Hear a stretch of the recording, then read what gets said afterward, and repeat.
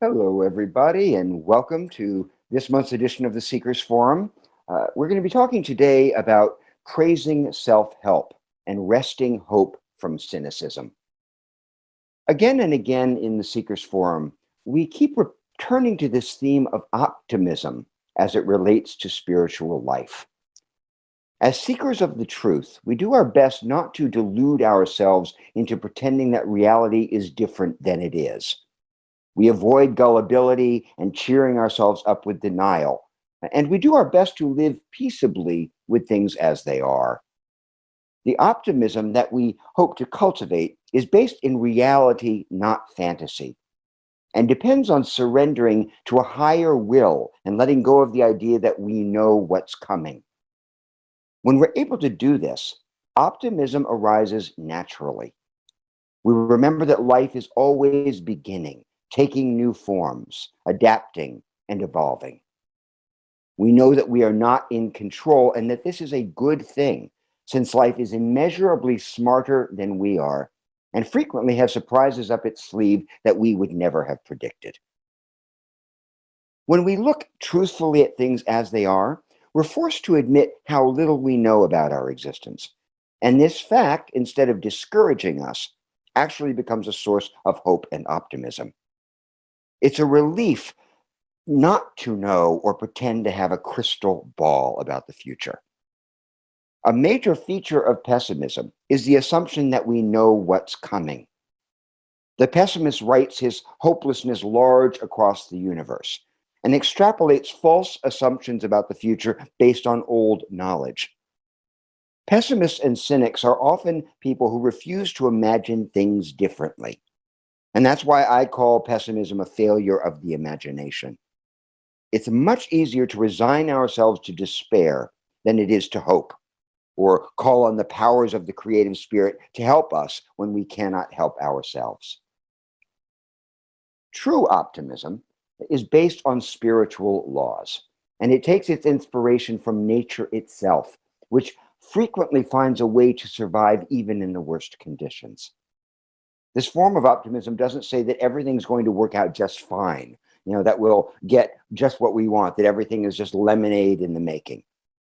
Instead, spiritual optimism, what Emerson called cosmic optimism, tells us that regardless of what happens, who we are, our essential self, will not be disturbed in the least. That no matter what losses and difficulties come our way, the nature in us, the eternal in us, will find a way to carry on. The world is wired for self-repair. And when we clear the cynicism from our eyes, we start to see this very clearly. Just watch a seedling grow through a crack in a sidewalk. It looks like an impossible miracle, but it's really just the way of things. In fact, the process that causes plants to grow toward light, known as heliotropism, is itself a form of optimism because it's an affirmation that life continues. That's why our well-being and the well-being of the species and the planet are inextricably connected. When we honor this connection and acknowledge ourselves as part of a greater whole, we're naturally uplifted. Life without imagination, without reaching outward or seeing forward, is a flattened version of existence, much, much narrower and blinder than it needs to be. Now, hope is a tricky word, however. Hope can tip toward fantasy or it can tip toward openness. Fixated hope tells us that we need what we want in order to be happy. Spiritual hope, on the other hand, is connected to the intelligence of life that transcends our limited view of outcomes. Spiritual hope, also known as faith, is curious, open, flexible, resilient, and unattached. It knows that we are not in control, and it bows deeply into the moment, even as it unfolds to an unknown future. This bow, this yes, it's why we practice. It's why we cultivate the ability to be non-resistant, to be welcoming, to be free of judgment, especially when we don't get what we want. What we hope for is not ultimate satisfaction. That's not the meaning or the reason behind this hope and this optimism. Not ultimate satisfaction, but the opportunity to experience, to learn, to pay attention, and to deepen our relationship to the precious moments of our life. This hope engenders the desire to go on, to be brave in moments of fear and loss, to be humbled by life, and to emerge from our troubles not defeated, but optimistic. I am astonished regularly by the bravery and the determination of people I work with who are confronting debilitating fear and self-loathing. I watch them reach beyond their limits, throwing pessimism aside in order to heal. I see them confront themselves with difficult questions, questions about what they believe, what they desire, what they judge, what they dread, what gives them joy, what their lives mean. And though the process is sometimes uncomfortable, this process of self-discovery, the pain is almost always worth the effort. People blossom in the light of their own attention. And that's how hope can be wrested from cynicism, by admitting our own powerlessness and that the jury is still out on just about everything. It's wonderful to stop predicting the worst and finally bow toward uncertainty rather than close our minds and fight the truth. Fight not to lose all the things that we can't save. Fight to stop the planet's combustion even after the fuse is already lit. A fight to be other than who we are in the 1,000 ways that we cover up and deceive and misrepresent, pretending to be more awake than we are. All of these fights are the ego's battles, its effort to prop itself up, to pretend to be solid. And when we're caught in these losing battles, our lives become permanent wars against reality. And then we wonder why depression and suicide are on the rise, and why stress levels are through the roof, why we see hypocrisy all around us, and also why we have never been more demoralized as a culture.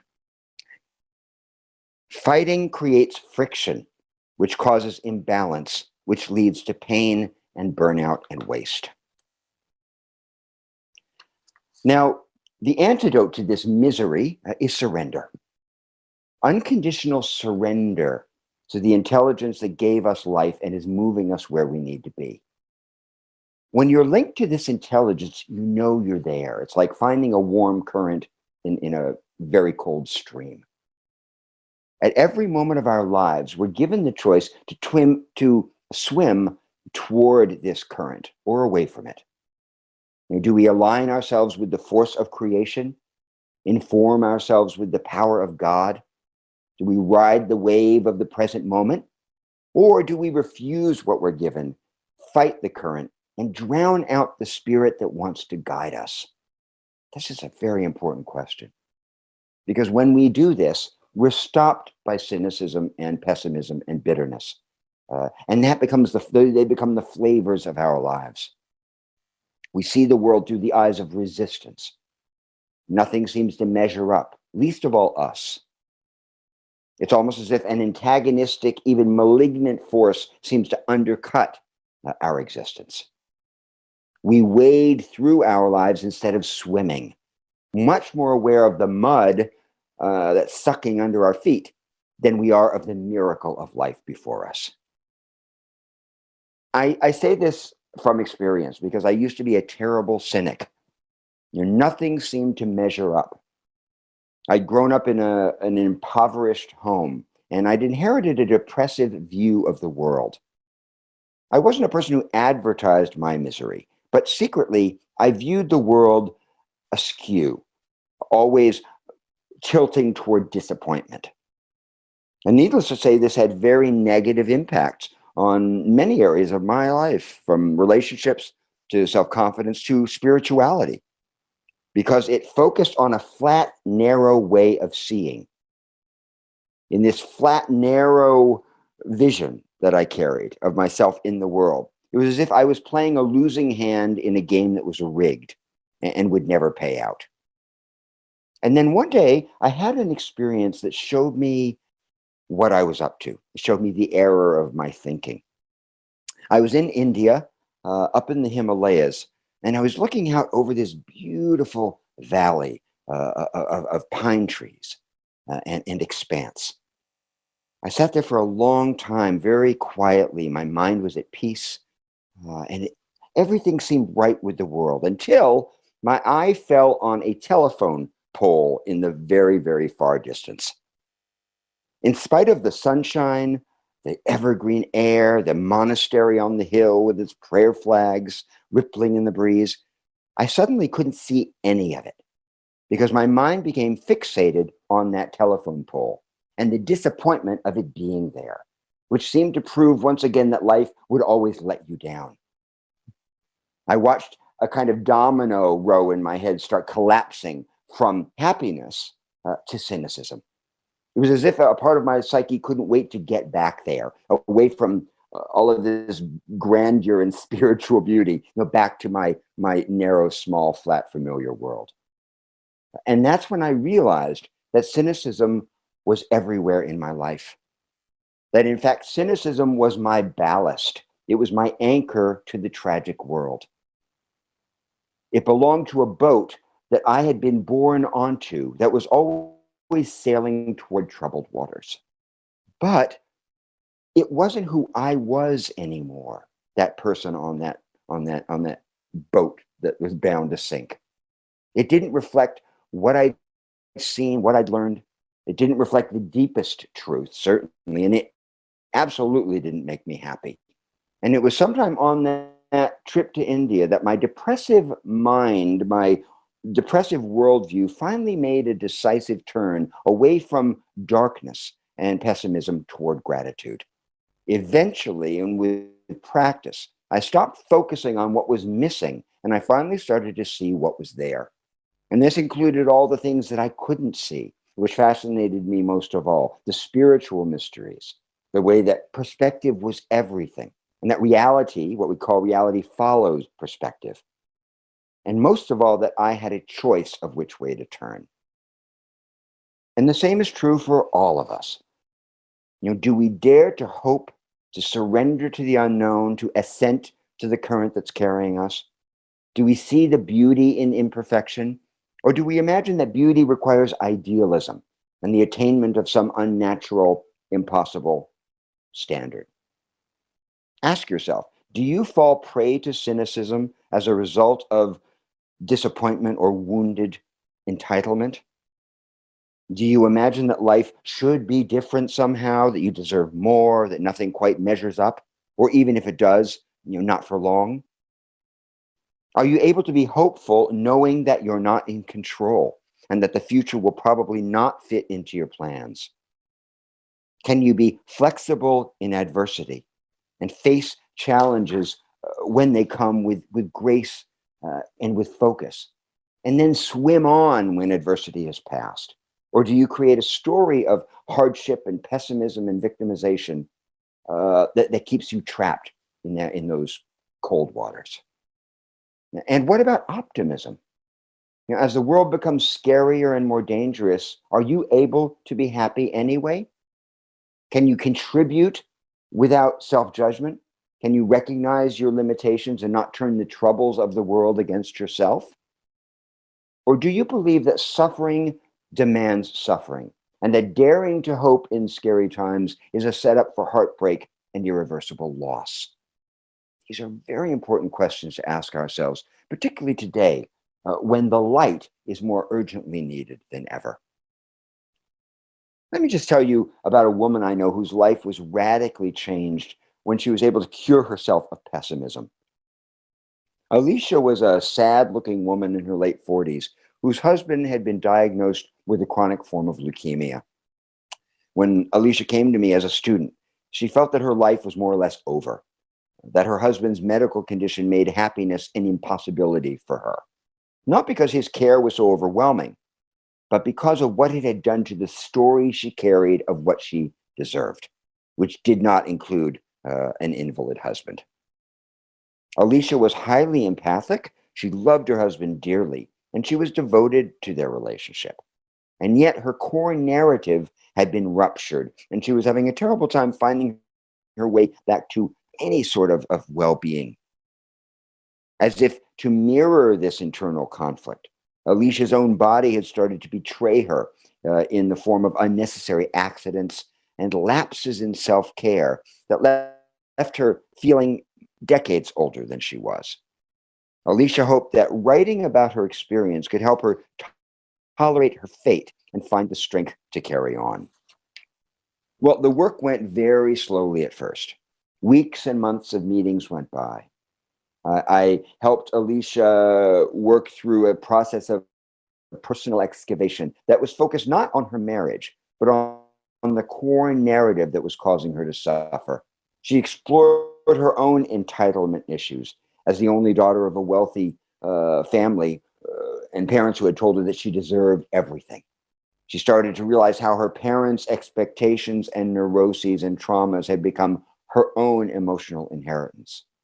How she'd grown up feeling guilty for having so much, but also guilty for feeling guilty, and how she'd overcompensated for these feelings of guilt by becoming a rescue artist in her life, not only to men, but also to women. The person that everybody turned to for help and called on to help clean up their messes. Alicia, as she did this self examination, was forced to admit that her husband's illness had actually played into these rescue fantasies at first and had carried her through the first years after his diagnosis. But that one day she had just hit an emotional wall. She realized that underneath all of these feelings was the worst guilt of all, the one that she could hardly write about, which was that sometimes Alicia wished that her husband would die. She wanted him to not be there so that she could have a life. She wrote about herself as an eagle with its wings pinned to the ground and wondered what might happen if she could ever fly. What would that look like? Who would she be? As Alicia continued to look within, she finally admitted that her husband had also expressed the desire to be free, not from his suffering body, but from the story of being the permanent patient, the stone around his wife's neck. He couldn't stand it. He found it so humiliating. And they had fought about this until finally her husband eventually asked Alicia to consider a trial separation.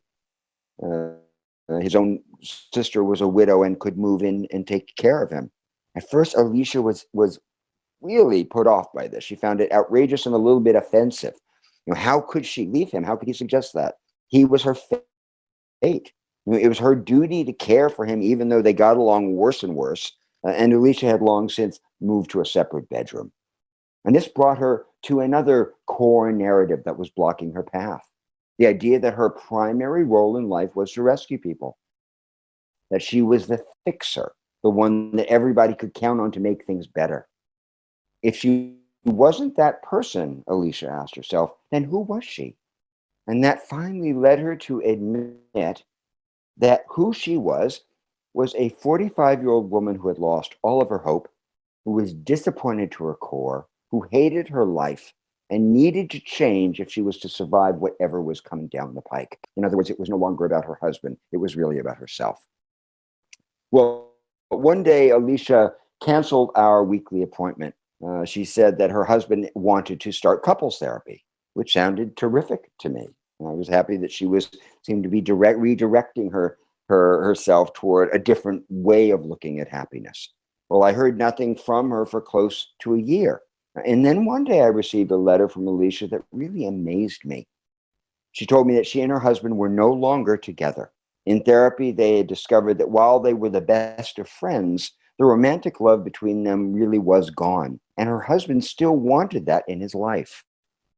It was a reversal of roles because her husband had rescued himself, and in doing so, helped to set Alicia free. In the letter, she told me that her ego wings were finally unpinned and that she'd started to flap them even though she wasn't yet quite flying. But just having the potential, the possibility for change had transformed her perspective from hopelessness to cautious optimism. She and her husband were in constant touch. In fact, she actually had signed him up with an online dating service And their love, she said, had grown stronger and stronger. And that's what can happen when we release our ideas about what we believe the future holds and move from pessimism to surrender. This is possible for every one of us every day of our lives when we remember to be humble, to be open, and also to stay ready for the unexpected. That really is the key, to open ourselves to the unknown, to admit how little we know, and to move with the current of our lives. When we do that, optimism arises very naturally, and hope can be found in cynicism.